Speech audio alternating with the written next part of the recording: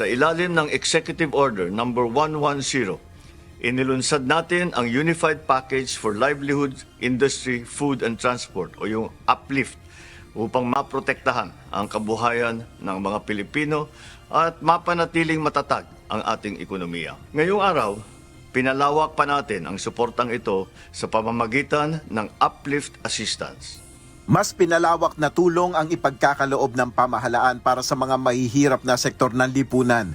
Ito ang nakapaloob sa nirebisang UPLIFT Assistance o Unified Package for Livelihoods, Industry, Food and Transport Program. Ayon kay Pangulong Marcos, ipatutupad ang UPLIFT Assistance upang matulungan ang mga pamilya na makayanan ang mataas na presyo ng langis at pangunahing bilihin, bunsod ng epekto ng lumalalang tensyon sa gitnang silangan. Kada benepisyaryo ng Pantawid Pamilyang Pilipino Program o 4Ps at Walang Gutom Program ay makakatanggap ng tagda 2,000 piso.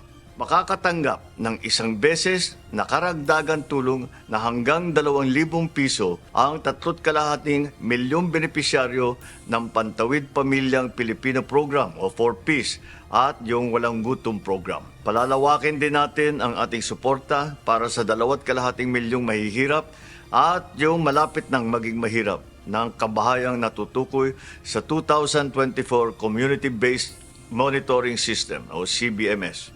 Ang mga benepisyaryo sa ilalim ng Community-Based Monitoring System o CBMS at mga low-income earners ay bibigyan naman ng 2,000 piso bawat buwan mula Hulyo hanggang Disyembre ngayong taon. Gayun din ang 1,2 milyong manggagawa at kanilang mga pamilya na may mababang kita na nakampirma sa talaan ng Social Security System. Sila ay makakatanggap ng 2,000 piso kada buwan simula ngayong Hulyo hanggang sa Disyembre. Tiniyak ni PBBM na magiging mabilis, maayos at maginhawa ang pamamahagi ng ayuda sa pamamagitan ng mga digital system.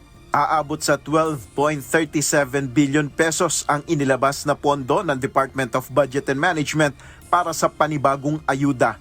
Sa mga nasa middle class o yung karaniwang mga nagbabayad ng buwis, ano naman ang kanilang matatanggap? Ayon sa palasyo, walang cash aid na tulad sa low-income Filipinos pero may ibang proyekto o programa na pakikinabangan naman ng lahat. Tulad ng hakbang para maiwasan ang pagtaas ng halaga ng pasahe o transport cost upang manatiling abot kaya ang presyo ng mga pangunahing bilihin. Kung hindi man itaas agad at bibigyan ng tulong itong mga workers natin sa transportation industry, maaaring ang makinabang din dito ay lahat tayo dahil hindi agad tataas ang presyo ng bilihin, hindi tataas ang presyo ng pamasahe. So ito po ang masasabi nating maaaring maging benepisyo ng halos na mula sa middle income.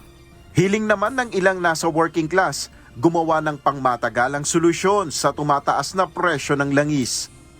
Ano ko lang po is, babaan po yung pagtaas po ng petrolyo kasi sa panahon po kasi natin ngayon, syempre, lahat ay tumataas. So, hindi na po nakakayanan ng mga kababayan po natin yung gastusin po. Siyempre, naulit na naman to. Kailangan may solusyon na yung gobyerno dito. Hindi lang siya para pandagdag sa ng mga 4Ps. Allowance sa mga 4Ps. Kailangan din nilang pag-focusan yung kung paano matutulungan yung mga Pilipino. Ngayon na tumataas na naman yung petrolyo natin. Nel Maribuhok, UNTV News and Rescue, Diyos ang aming sandigan, serbisyo publiko ang aming pinahalagahan.